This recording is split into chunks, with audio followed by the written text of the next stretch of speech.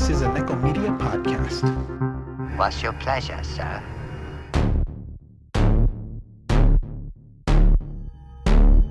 Welcome, Cinephiles and Cinebites, to episode 2 of season 3. I am your host, Annika Pussyfoot. Mox and Ono decided to watch The Meg this weekend. It's directed by Jon Turteltaub. You may know his work, Cool Runnings, While You Were Sleeping, both National Treasure movies, Phenomenon, some excellent stuff. Anyway, this is a shark movie, but don't let that fool you. It's one of the best summer flicks to come out this year. I haven't seen Mission Impossible yet, so that might change. Listen to what Mox and Ono had to say about The Meg. Oh yeah, when you hear the song play after this, you're hearing Spanish. Just a heads up. Anyway, here's this segment, / configuration.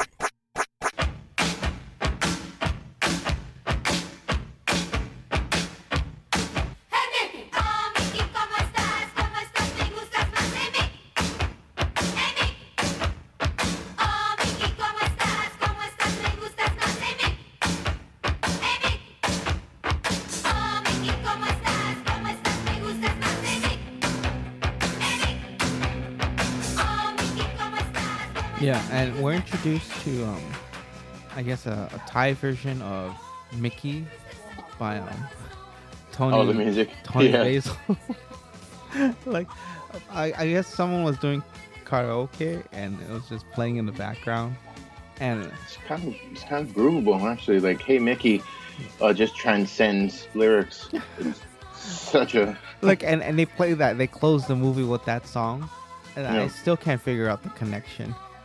Like, Oh, well, why? Yeah. I Like- bet you one of the producers just like that song, or maybe Statham just like that song. really like it.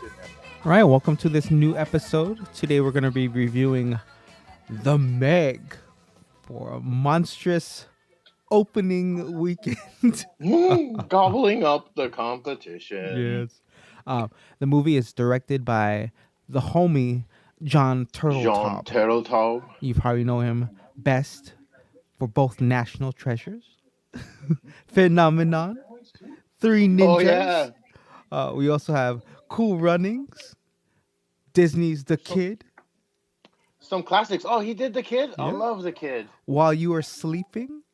He did that? I love While You Were Sleeping. Damn, he did some fucking classics, man. I can't say that I've seen every movie, but every movie that I've seen is very enjoyable and then some. You know, I don't know how many times I've seen Cool Runnings or Three Yeah. Ninjas or National Treasure. Yeah.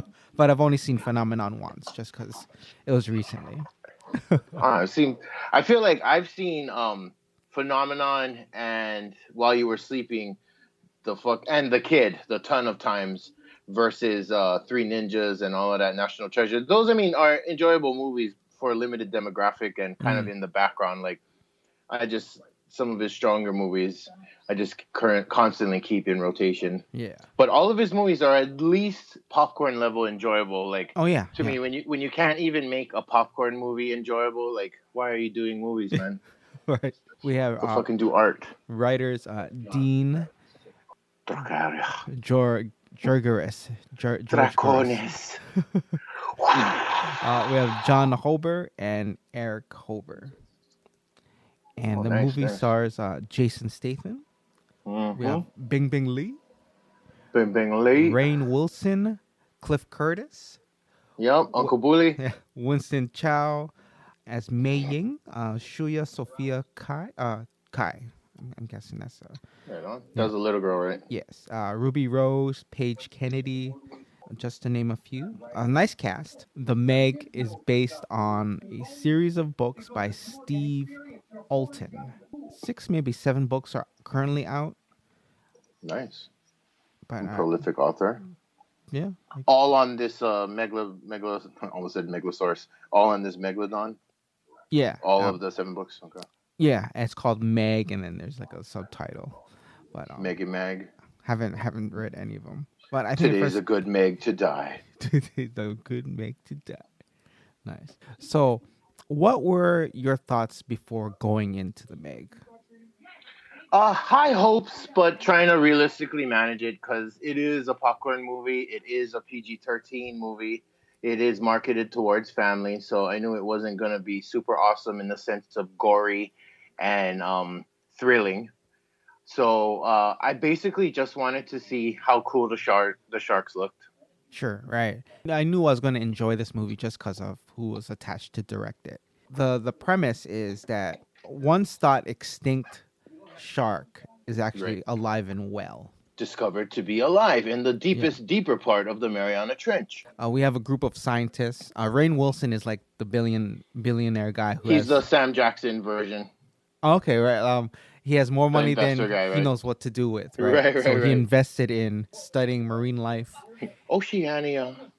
Now, getting on what we're talking about, Rainn Wilson, I liked his portrayal, and I guess maybe the film's portrayal of the billionaire.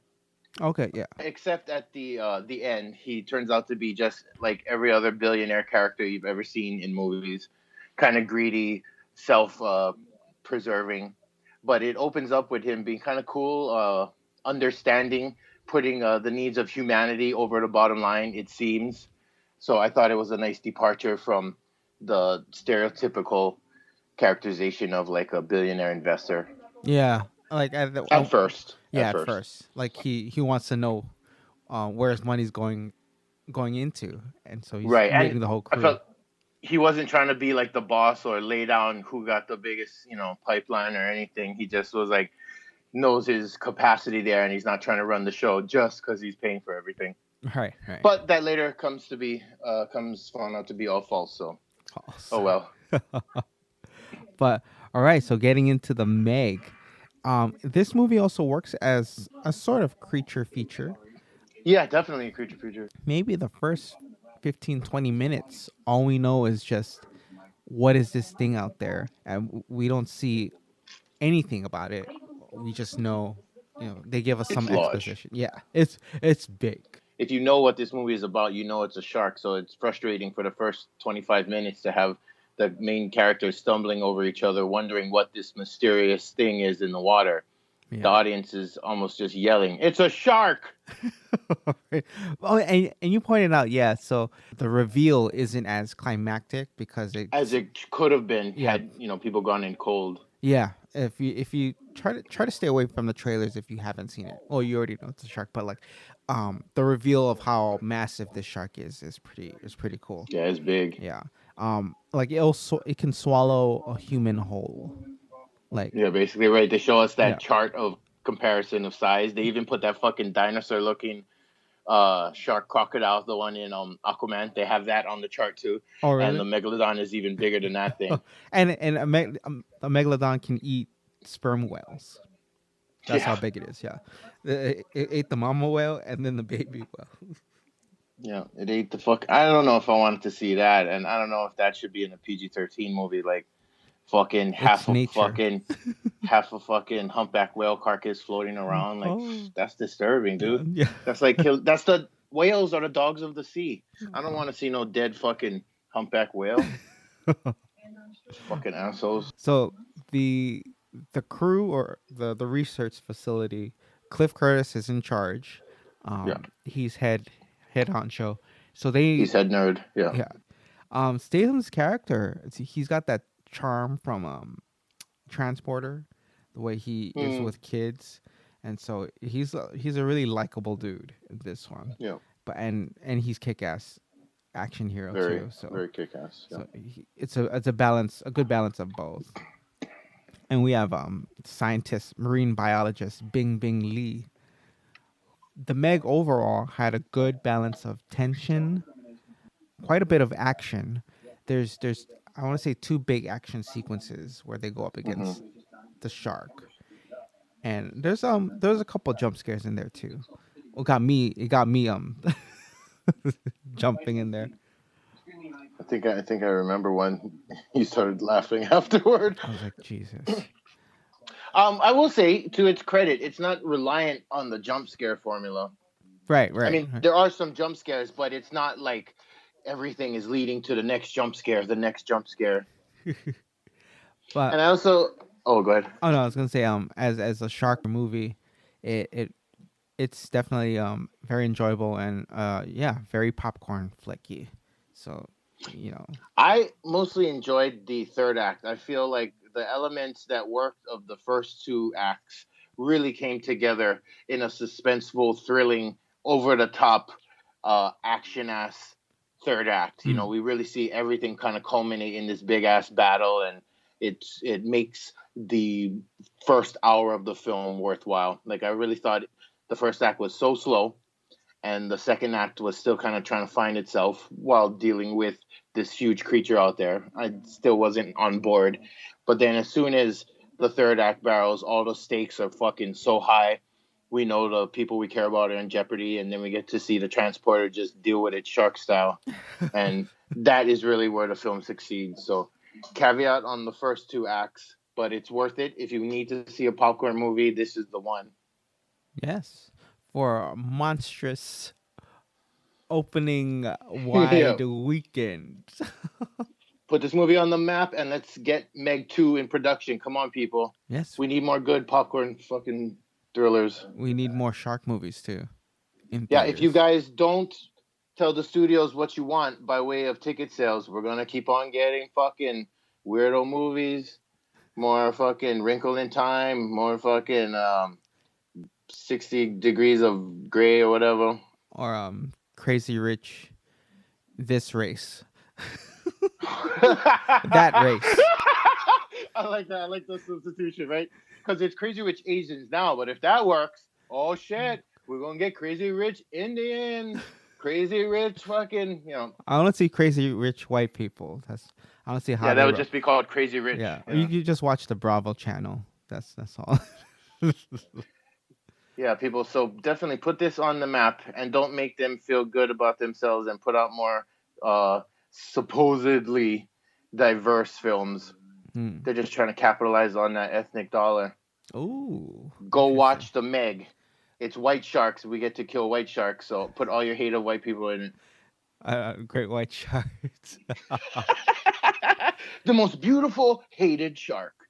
Go watch CC. You heard it here. The Meg.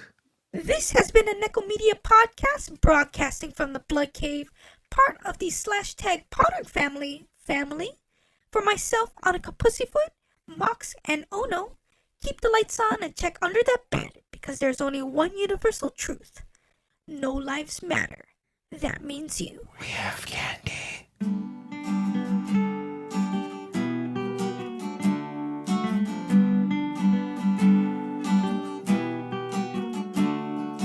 This is us, Ono and Mox's podcast.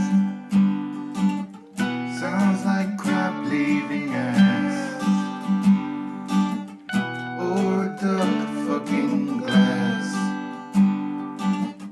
Probably both, it's really bad.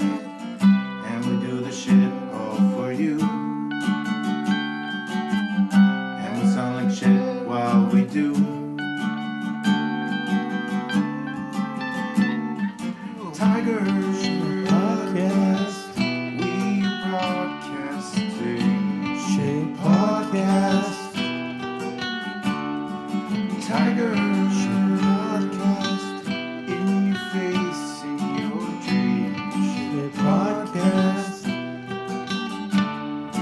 Tigers podcast, we broadcasting shit podcast. Tigers shit podcast, in your face, in your dreams. Shit podcast.